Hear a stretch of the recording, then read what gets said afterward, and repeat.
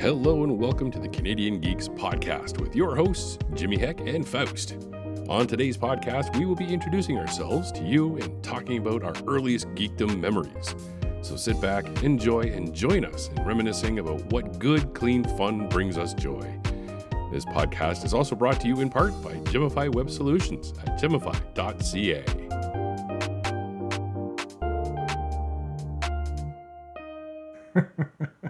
Hello, my friends, and welcome to Canada Geeks, our premiere episode. And today is just the introduction of the geeks. I am Jimmy Heck. I'm Faust. Plain and simple, yeah. This is our very first podcast. We've had some talks about this. We've had some ideas about this. And I'm really not sure, Faust, how this is going to go, but I think it's going to be... Ideas and talks is how most things start. But yeah. I do have some notes up here. And we just literally talked about notes. And what we're going to do is we're going to introduce ourselves, explain who we are and why we're doing this, and some expectations is what I'm going to start talking about after that. And then after that, our first games and what, or not even games, but what made us the geeks that we are today. So many things. Oh, my gods. Too many things. Oh, so many things. So I am Jimmy Heck. I am an amateur radio DJ guy. I'm not a DJ guy. I do the whole face of radio kind of radio music DJing thing. And that spawned several years ago. Only more recently, I've taken to the internet to do my own radio show. I put it on pause because of mental illnesses, which is fine. If you need a break, take a break. But I've noticed on terrestrial radio, I listened to a radio station for 30 minutes and played two songs. Didn't like that, want to do my own radio thing, which then spawned into the podcast. And that's me. That's Jimmy Heck. You definitely do play much more than two songs in 30 minutes. Most definitely. Yeah. What about you, Foster? I go by Faust. That was kind of given to me by a misunderstanding of my last name, but it works. It stuck with me for almost 20 years now. So, Yep. but I am a tabletop gamer, run LARPs, read fantasy books, love all different types of tabletop games, fantasy lore, anything from Lord of the Rings and Star Wars to all kinds of random, obscure, useless knowledge that gets me nowhere in life, but is fun to know. And that's just the tip of the iceberg. We will delve more into these much later. I've known this lad for, I keep pointing over here, but it's actually over there. I've known this lad for about 18 years, just shy of 18 years. And he's a font of geek information. It's fantastic. Just bouncing ideas off him. The expectations that I have for this podcast, at least for me, is that by no means are we experts in any of this. We're always growing. We're always learning. We do enjoy having our own creative debates. Good, healthy discussions. If there are times, which I have in most recent times, really hated something, I'll voice my opinion. But then I'll if I don't think that it's worth arguing over anymore, I'll cede. As long as my opinion has been made, I know most of the time when to reel it in. So, but the expectation. Which is nice, because I have a D&D player that doesn't really know how to do that sometimes. Yeah, well, that's just it, right? But that's the expectation that we have, that I have for this podcast, is going into this, we are in no means experts in any of these fields. We're well-versed in most aspects. In other aspects, we're still learning. Well, we're always still learning. Mm-hmm. But I don't think it's fair for either of us to say this is definitive. This is exactly how it is, because we are experts, because we're not. So if you've offended anybody out there during our course of these podcasts, it's completely unintentional. We are only voicing our opinions, having a discussion, having debates if we have to. Nothing more. Just don't listen if we start talking about the sequel trilogy of Star Wars. Or That's we'll just never talk about it. that I think is either a can of worms I'm not willing to get into, No, no. or it's going to be a dedicated podcast unto itself. Dude, I think we could spend more than one on that. I have thoughts. Everybody who's a Star Wars fan has thoughts on everything about it. Yeah, that's true. Even now, my mind reels, but we'll get to that at another time. Yeah. Because we are two Canadian geeks, the word geek doesn't mean that we are circus performers. It's the more recent colloquialism that we are attaching ourselves to, in that we find love and adoration in what used to be, designated for nerds. I mean, I still have no problems being a nerd, but it's role-playing games, tabletop, LARPing, video games, consoles, comics, movies, TV shows, all that form of media. So we are covering everything that is geek. If you are a geek in some fashion, pardon me, it could be stained glass. If you're passionate about that, if you're I'm not passionate, going to know a damn thing about that, but neither am I. But this covers all of the geekdom. Yeah, Now yeah. we're gonna go to our strengths, which is not stained glass, but we want to recognize that there's no limit to the geekdom that's out there. Like everything you could be a geek about. Anyways, that's what this podcast is going to be about. Yeah. Now starting off, my first experience making me the geek that I am today. I remember, I don't remember the situation, but I remember a photo that my dad took back in 1977, 1978. Yeah. I was in an orange Ernie shirt, like Yeah, Bert Ernie. Yeah. 1977. So I'm going to date myself, and I have no problems doing so. I was 4 years old at the time. Yeah, 4 years old. And we were getting into the old beat up orange 1970 odd Oldsmobile, which was a boat. And I remember, actually, now that I think about it, I remember the picture being taken. I have a tooth missing because it just came out. That picture was taken just before we went to go see Star Wars. Nice. Not Star Wars A New Hope. Star Wars. Because it wasn't A New Hope until many years later. Yeah. This is before the edits. This is before the director's cut and the George Lucas screw ups. Special editions and all that additions. stuff. Yeah, yeah. Oh my God, yeah. This was the OG 1977, and that started the path. Several years down the road, my parents got me a comic book. I can't remember how I got it. And it was Power Pack number 4. And that's what got me started on the comic book route. And then I loved X-Men after that. And then after that, the only other experience that I had was getting into Battletech and Centurion, which is where my love for tactical games comes in. And it wasn't until many years, 87, I think, when I went to high school. Yeah, again, dating myself, whatever. It wasn't until about 87 when I fell in with a group in my high school, and they introduced me into Battletech and Centurion.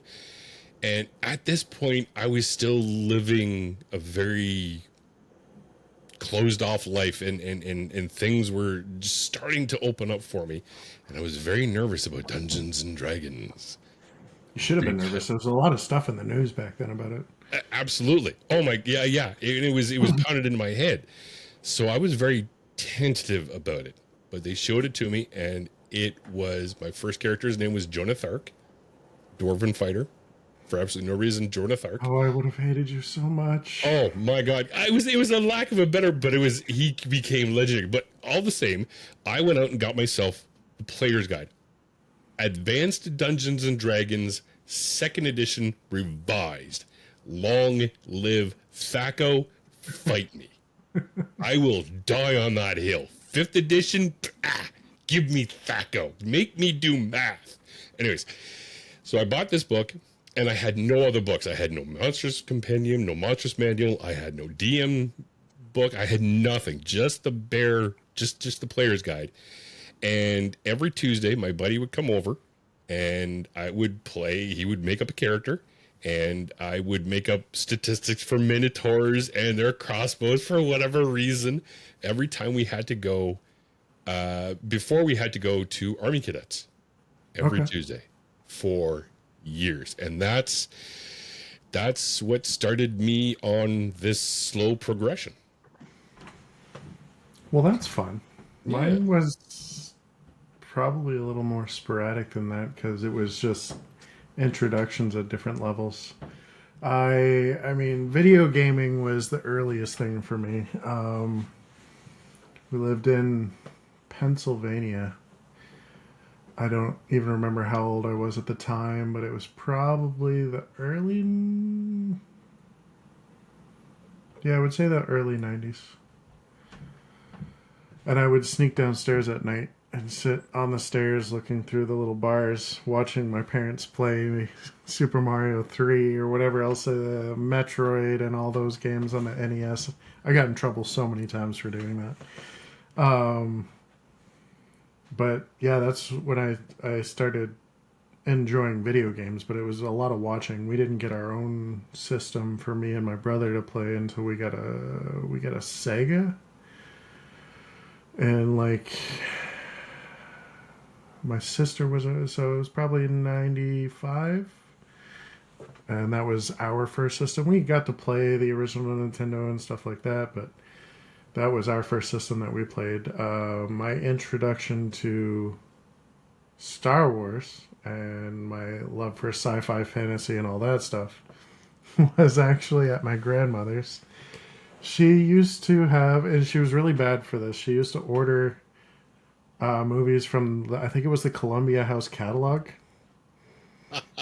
and have them shipped to her house. And she'd just get these boxes of movies. She had the collections for ages up until maybe a few years ago. But one of the shipments she had got a VHS copy of Return of the Jedi. It was the first Star Wars movie I ever watched. Which is honestly why it's probably my favorite one. I know Empire's better, but it was the first one I ever saw. I was a kid who it was directed at, so that's why Return of the Jedi's always been a top one for me. But yeah, then I got into in around grade 7 or 8, I started reading the books from the Expanded Universe, which was a very tumultuous time for Star Wars fans because that was when the new Jedi Order was going around, and people either hated it or loved it because of Yusuf Vong, who were immune to the Force and all that stuff, and they were technophobes, and it was all that stuff. So, yeah, there's a lot of useless knowledge that doesn't get me anywhere in life. I'm still very upset that expanded universe got shut down before it got finished. Thank you, Disney. Oh my god, there was so much potential there. Um, D&D and tabletop gaming didn't start until what should have technically been my grade 12 year. When I came back up to Canada and lost all my credits and I was a 17-year-old and essentially grade 10 because the education systems are so different. But I met a bunch of friends who played D&D. It was 3.5 at the time. That was the edition everybody was playing at that point. Except for maybe you and a handful of others that were still playing the second edition. um, but yeah, I started playing that one, and there was so many books out of it. Like they put a supplement out for third and 3.5, what felt like every month. The amount of feats and prestige classes and stuff you could. It was a system that Ridiculous. was really built for min maxers. Yeah. But I only played for maybe 6 months before I started running games, and I that's when I found out players that have been playing a long time that really bad at separating and not being able to play their characters, and they just played with all their player knowledge.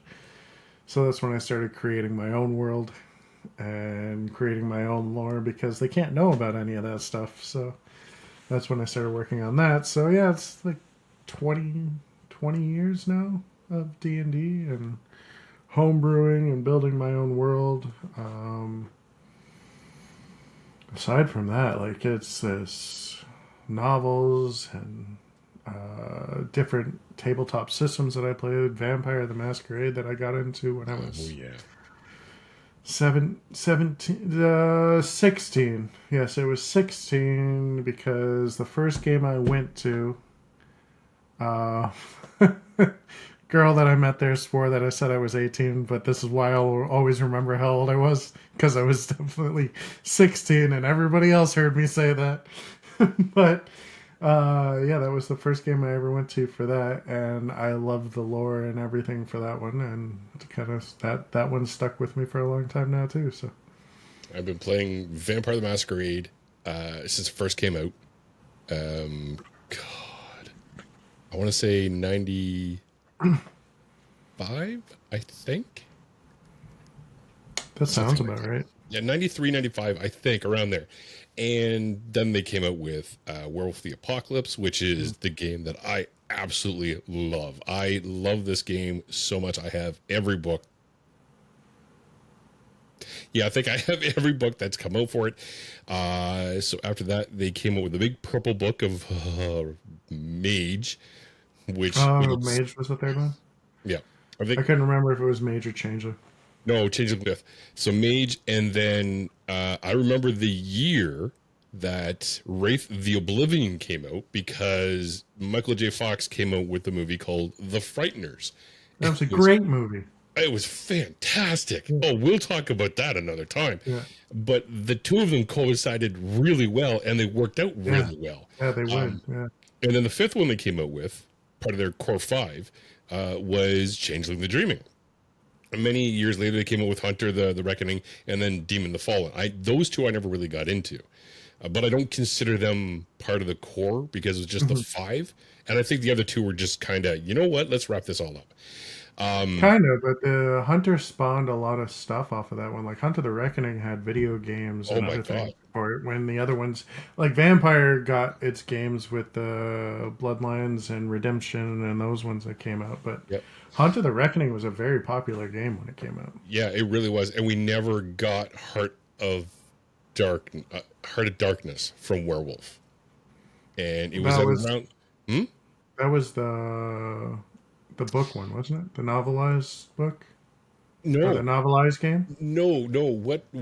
So back during when Vampire the Masquerade Bloodlines came out, the Yeah. same company was going to do a video game called I think it's called The Heart of Darkness, or the it wasn't Heart of Gaia, but it was the Heart of something, and Yeah. they had released images of going into the Umbra and using mirrors, and it was really good. And then they canceled it, and the company bankrupt. Oh. Several years later, they came up with another werewolf game on the PlayStation, and it sucked balls. It was so disappointing. I remember playing as well, not just Vampire the Masquerade, but several years later, a couple years later, not several, just a couple, this big ass green box came with two rule books, one rule book, one player book. It came with a set of plastic fangs, the one single piece Yeah, choppy. that's like it's bent so that it just fits in there. Yeah. Exactly. It came with blood capsules. It came with an ankh. And for those who know this word or these words, the original Book of Nod. This was the first live action game that they came out with called Mind's Eye Theater. That was in 97, and I've been playing that ever since. Every iteration of Vampire I've gone through, every nightmare of ruling that they've changed to, I've begrudgingly played through because I will never accept them. V5, in my opinion, and we'll talk about Vampire at another time. We'll talk about the whole World of Darkness thing. Yeah. It is an abomination. I'm just gonna say. I understand. Again, we're going to get into this much later. I'm not going to go into my thoughts right now because we could just literally talk about that for hours. But considering this is our first podcast, introductions were had, our expectations. And as you could all tell, we are very passionate over a couple of things. I'm very passionate about the World of Darkness and a lot of it. While I don't know a lot about the vampire lore, you know more about it than I do.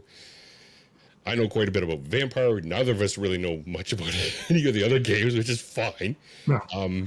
But no, I usually have my go-to for those. Like, I don't know anything about Changeling. You know about that, so handle the storyline.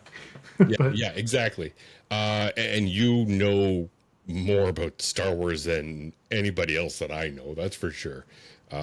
We've actually had a lot of good conversations about Vampire the Masquerade and just lore dumped all over each other. Mm-hmm. Just all over each other. It was fantastic.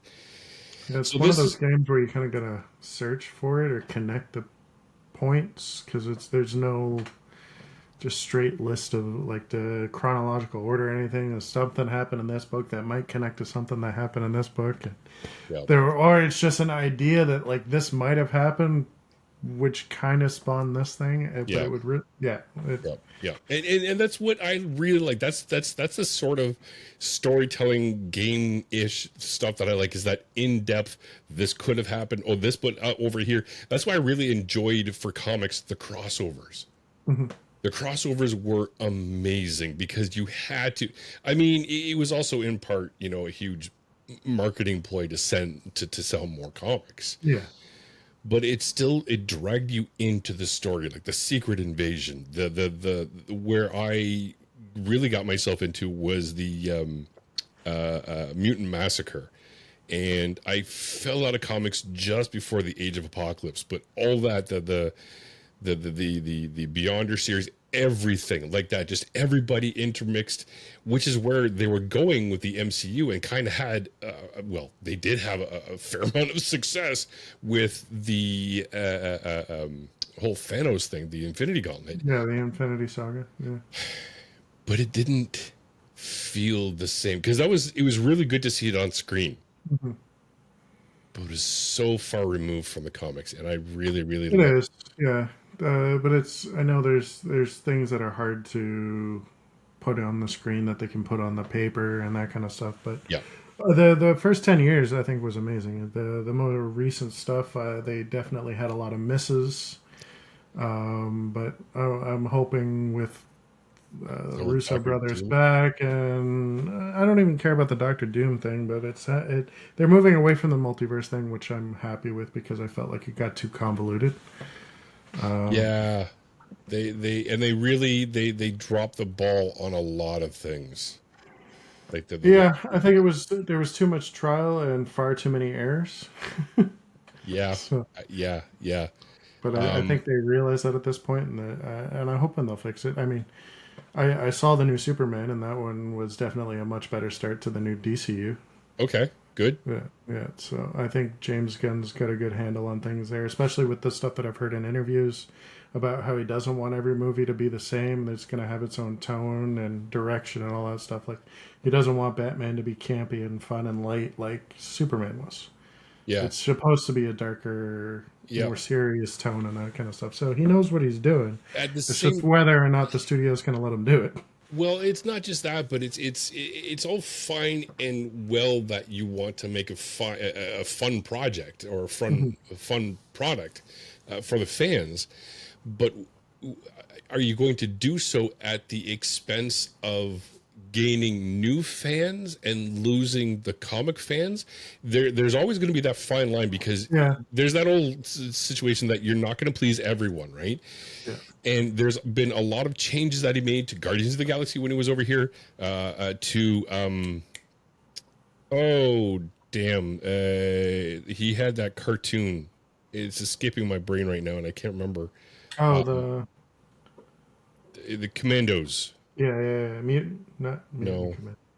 Creature The Commandos. creature, yeah, you were telling me about that one. I think it's coming out with another season too, isn't it? Really, Yeah, really good. If you haven't had a chance, oh, do I watch haven't, it. but yeah, It's I want to so check it good. out.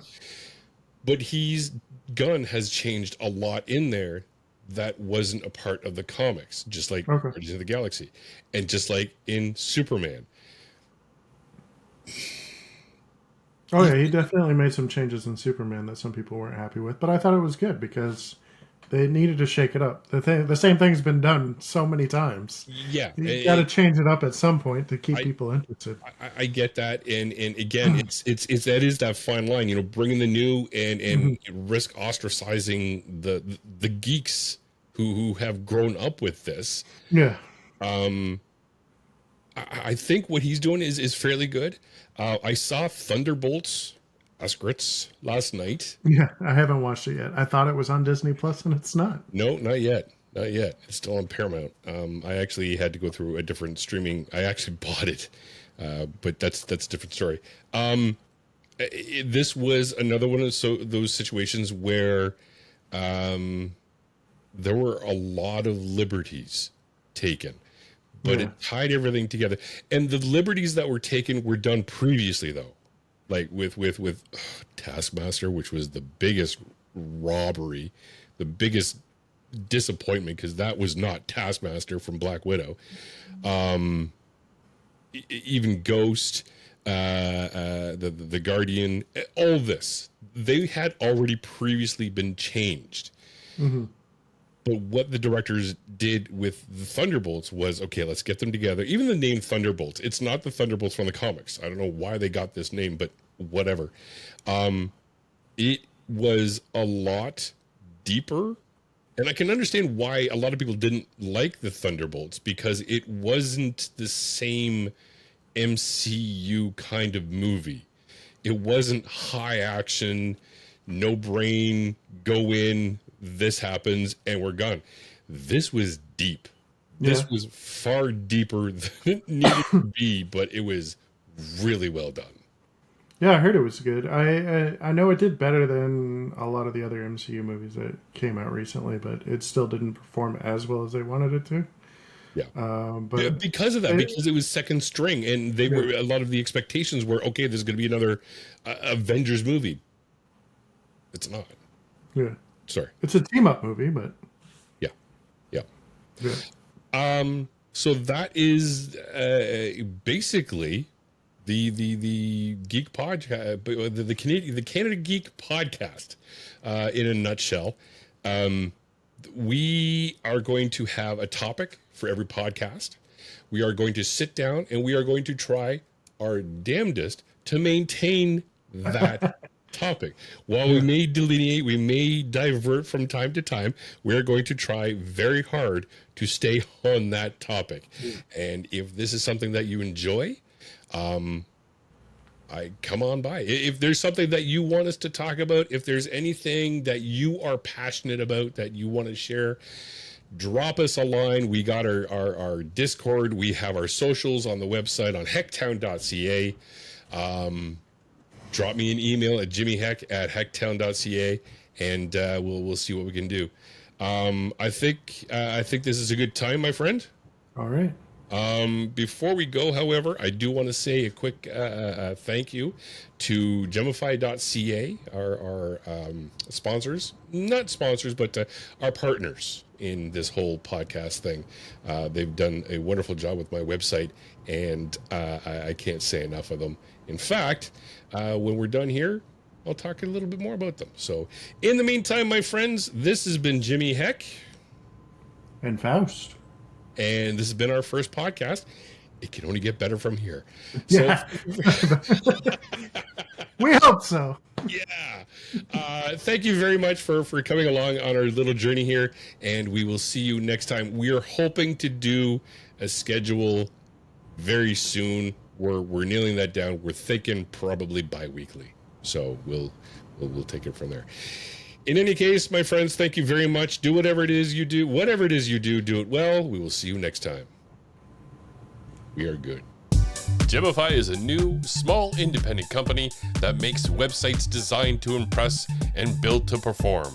Catering to businesses of all sizes, their results speak for themselves, skyrocketing clients to over 60,000 monthly impressions. Gemify helps owners fulfill their dreams in website design and development, just like Hecktown Entertainment. Go to gemify.ca and check out testimonials from their clients. Contact Gemify today and make your dream website at gemify.ca.